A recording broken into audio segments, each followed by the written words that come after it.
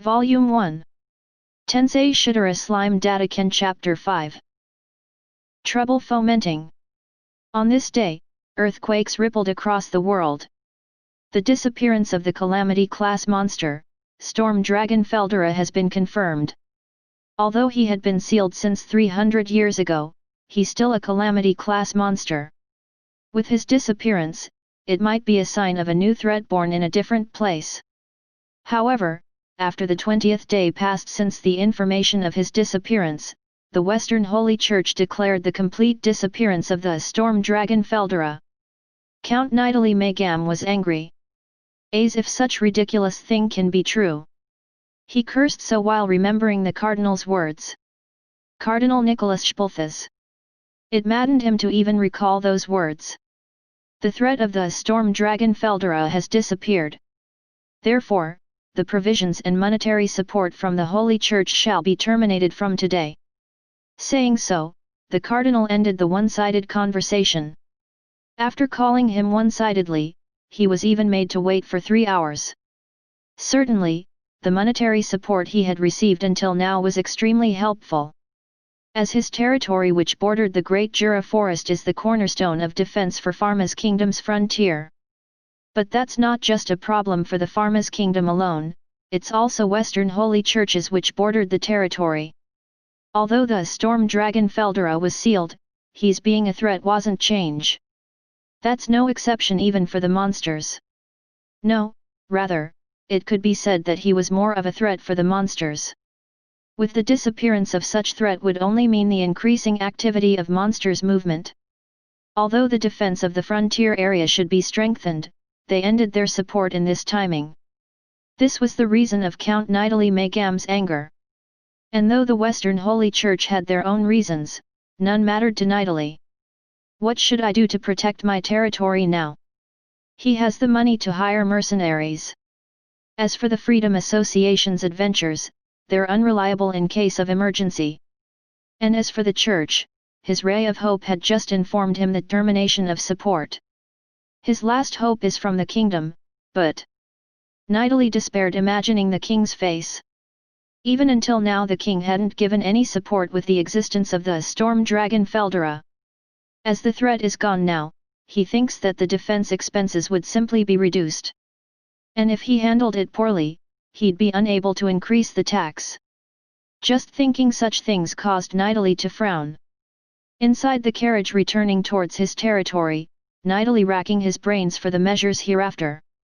Nidalee's head was full thinking about monsters, he couldn't think about another threat. Nidalee wasn't the only one troubled by the situation. Pharma's kingdom in terms of scale is a mid-sized country. Therefore, even if something happened it would be stopped at the frontier.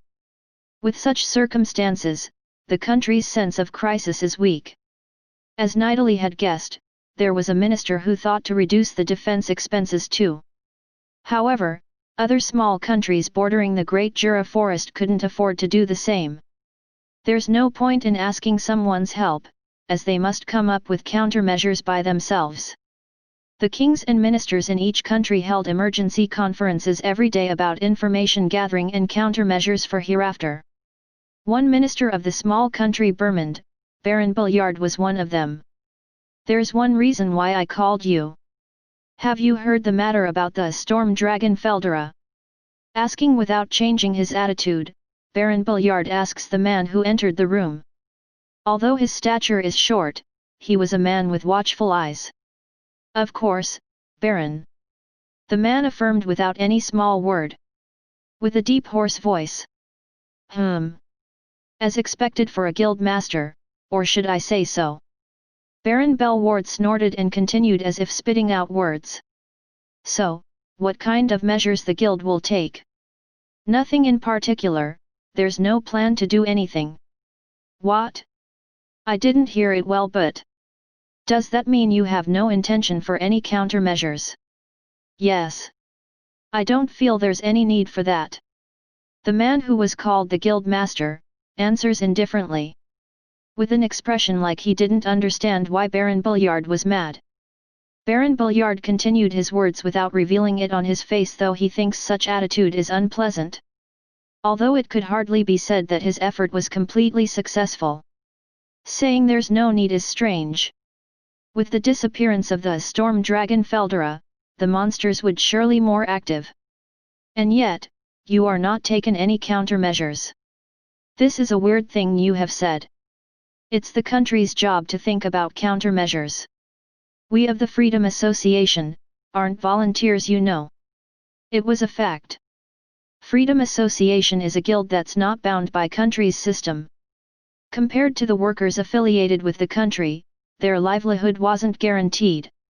However, a minimum social position was guaranteed, they were given status proportionate to a citizen. Therefore, they were only imposed with an obligation of a fixed tax. For example, taking a cook as the example. A cook who belongs to the country has an obligation to pay tax corresponds to their position as a citizen. In return, the country guarantees their property and status. As for a cook of Freedom Association, the tax they need to pay becomes cheap as they're given a semi-citizen position. The tax is paid to the Freedom Association, and the Freedom Association guarantees their identity. However, they need to protect the safety of their property and life themselves. A country-affiliated cook is permitted to open a store in the capital protected by the city walls, and they could let their child inherit the store. The cook affiliated with the Freedom Association has no such privilege, they can only set up a shop at the free market or so around the country. For example, even if they set up a store in the outer area of the city walls, their child can't inherit it. This is the foundation of the new tendency to look down upon Freedom Association, although it's no deep-rooted. This system is not only applied to this Burmand kingdom, but also to almost all of the surrounding countries. On the other hand, the Freedom Association is an organization that has surpassed the country's framework, though it possesses organizational strength surpassing a country.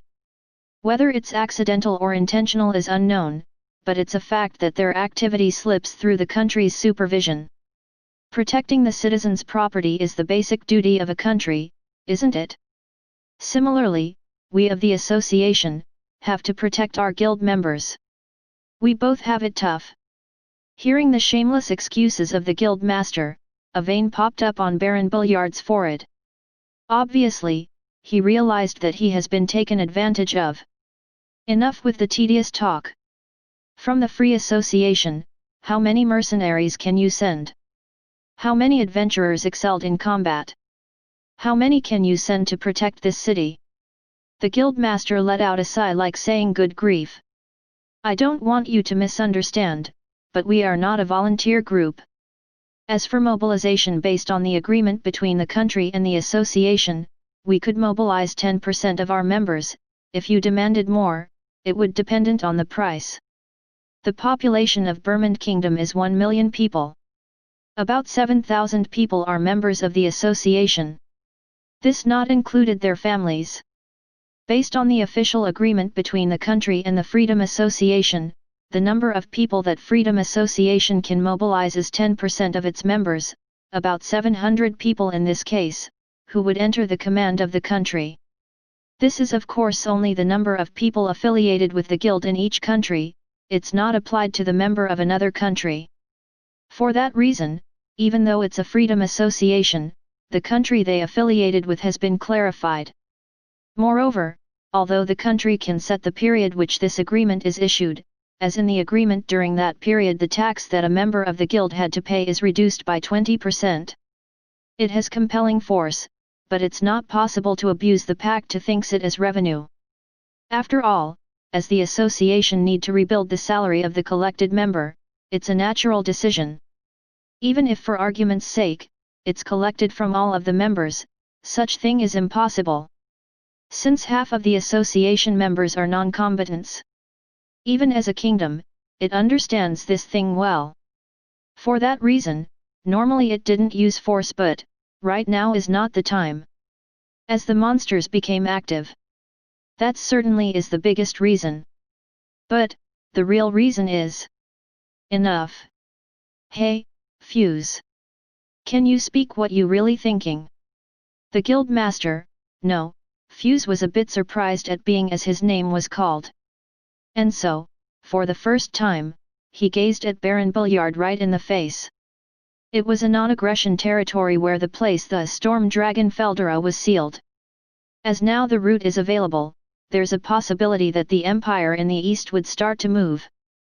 That's right. I don't know whether they were hesitating against Feldera or afraid that the seal would be broken, but there's a movement in the Empire that had been docile till now. Don't you understand? If they can pass through that forest, all the surrounding countries will be swallowed up in a flash. Not to mention, we can't count on the Western Holy Church.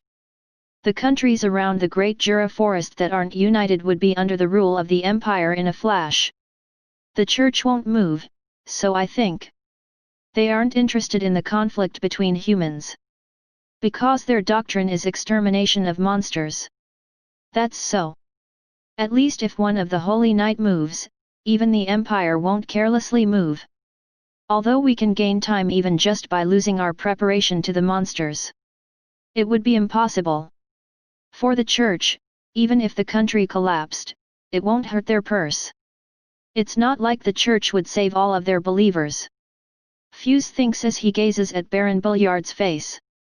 This guy, his face became so tired, or so.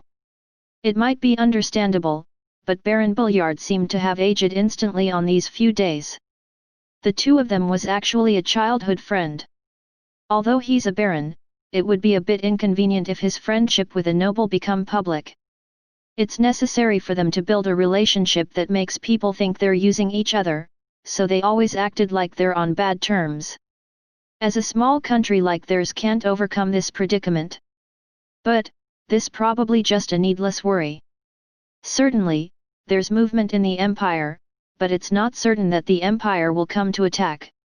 If it's just the monsters, they can still set up countermeasures. It isn't certain yet that the Empire moved, right? Anyway, I'll investigate it myself. Don't expect much, but I'll try to investigate the current state of Great Jura Forest and the Empire's movements.